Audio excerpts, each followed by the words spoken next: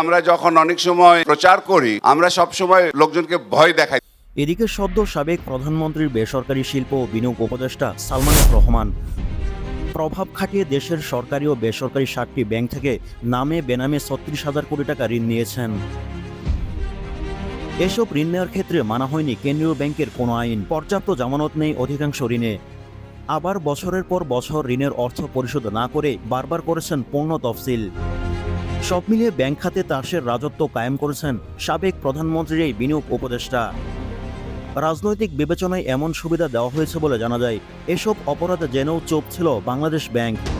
তাই এসব ঋণ এখন ঝুঁকি সৃষ্টি করেছে। অধিকাংশ ঋণ খেলাপি ঝুঁকির মধ্যে রয়েছে।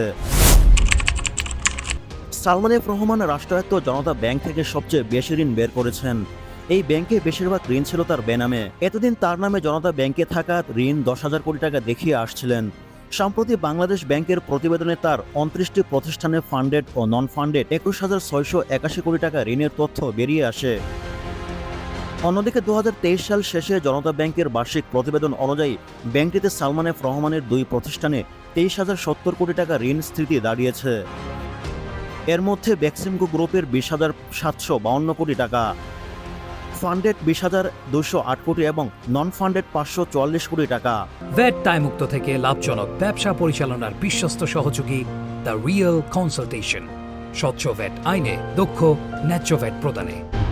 বেক্সিমকো লিমিটেডের ফান্ডেড 1,994 কোটি এবং নন ফান্ডেড 324 কোটি টাকার ঋণ রয়েছে। বাংলাদেশ ব্যাংকের নিয়ম অনুযায়ী একজন গ্রাহককে মূলধনের 25% ফান্ডেড ও নন ফান্ডেড বেশি ঋণ দেওয়ার নিয়ম নেই। তবে জনতা ব্যাংক একটি গ্রুপকেই ব্যাংকের মূলধনের 949.78% ঋণ সুবিধা দিয়েছে। সালমান এফ রহমান নিজের মালিকানাধীন আইএফসিআই ব্যাংক থেকে মোটা অঙ্কের ঋণ নিয়েছেন। প্রতিবেদন অনুযায়ী শ্রীপুর টাউনশিপ প্রতিষ্ঠানের নামে নন ফান্ডেড 1,020 কোটি টাকা, সানস্টার বিজনেস নামে 615 কোটি এবং ফরেস্ট বিজনেসের নামে 614 কোটি, কসমোস কমোডিটিস লিমিটেডের নামে 612 কোটি, অ্যাপোলো ট্রেড ইন্টারন্যাশনাল লিমিটেডের নামে 455 কোটি, আলটন ট্রেডিং লিমিটেডের নামে 449 কোটি এবং north stone construction and engineering লিমিটেডের নামে 421 কোটি টাকা। আর আলফা এন্টারপ্রাইজ লিমিটেডের নামে 569 কোটি এবং অ্যাবসলিউট কনস্ট্রাকশন অ্যান্ড ইঞ্জিনিয়ারিং লিমিটেডের নামে 463 কোটি টাকা ঋণ নেন তিনি। এর মধ্যে বেশিরভাগ প্রতিষ্ঠানই বেনামি।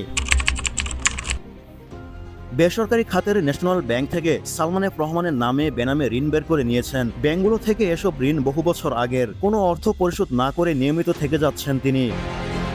জানা যায় ন্যাশনাল ব্যাংক থেকে রোম সাকসেস ইন্টারন্যাশনাল লিমিটেডের অনুকূলে ফান্ডেড 863 কোটি এবং বেক্সিমকো গ্রুপের অনুকূলে ফান্ডেড 823 কোটি, বেক্সিমকো এলপিজি ইউনিট 1 ও 2 অনুকূলে ফান্ডেড 1,234 কোটি ও নন ফান্ডেড 59 কোটি টাকা ঋণ বের করেছেন তিনি। তথ্য অনুযায়ী অগ্রণী ব্যাংক থেকে বেক্সিমকো লিমিটেড ফান্ডের 663 কোটি টাকা এবং বেক্সিমকো ফার্মাসিউটিক্যালস লিমিটেড নিয়েছে ফান্ডের 375 কোটি এবং বেক্সিমকো কমিউনিকেশন লিমিটেড ফান্ডের 300 কোটি ও নন ফান্ডেড 71 কোটি টাকা ঋণ নিয়েছে। রূপালী ব্যাংক থেকে বেক্সিমকো লিমিটেড 965 কোটি টাকা ঋণ রয়েছে। এছাড়া সোনালী ব্যাংকে রয়েছে বেক্সিমকো গ্রুপের 1,838 কোটি টাকা। এর মধ্যে পণ্য গঠিত ঋণ 1,461 কোটি টাকা। এসব ঋণ পরিশোধ না করার পরও নিয়মিত রয়েছেন তিনি, অথচ পণ্য গঠিত ঋণের 2 কিস্তি পরিশোধ না করে ঋণ খেলাপি হয়ে যাওয়ার কথা। এবি ব্যাংকে সালমান এফ রহমানের 4 প্রতিষ্ঠানে ঋণ রয়েছে। সবগুলো ঋণই পূর্ণ গঠিত। এই ব্যাংকের ঋণ বছরের পর বছর পরিশোধ করা হয়নি। ঋণগুলো 2015 সালে পূর্ণ গঠিত করা হয়। বর্তমানে 4 প্রতিষ্ঠানের ঋণের স্থিতি দাঁড়িয়েছে 650 কোটি টাকা। এর মধ্যে বেক্সিমকো লিমিটেডের 120 কোটি, একই প্রতিষ্ঠানে আরও 55 কোটি টাকা ঋণ রয়েছে তার। এছাড়া ইন্টারন্যাশনাল নেটওয়ার অ্যান্ড অ্যাপারেন্স 83 কোটি এবং নিউ ঢাকা ইন্ডাস্ট্রিজের 445 কোটি টাকা। সালমান এফ রহমানের নামে গত 15 বছরের আর্থিক খাতে নজিরবিহীন দুর্নীতি, লুটপাট ও জালিয়াতি, টাকা পাচারের অভিযোগ রয়েছে। ব্যাংক থেকে ঋণ নিয়ে ফেরত না দেওয়ার পাশাপাশি রপ্তানি করে দেশে টাকা না আনার অভিযোগ রয়েছে তার মালিকানাধীন বেক্সিমকো গ্রুপের বিরুদ্ধে। এছাড়া গত 31 বছরের শেয়ার বাজারে এমন কোনো বড় কেলেঙ্কারি হয়নি যার সঙ্গে সালমান এফ রহমানের কোনো সম্পৃক্ততা নেই। তিনি গত 3 বছরে দৃশ্যমানভাবেই বাজার থেকে 6,600 কোটি টাকা নিয়েছেন। অদৃশ্য সহ 20,000 কোটি টাকা হাতিয়েছেন তিনি। ভ্যাট দায়মুক্ত থেকে লাভজনক ব্যবসা পরিচালনার বিশ্বস্ত সহযোগী দ্য রিয়েল কনসালটেশন, স্বচ্ছ ভ্যাট আইনে দক্ষ ন্যায্য ভ্যাট প্রদানে।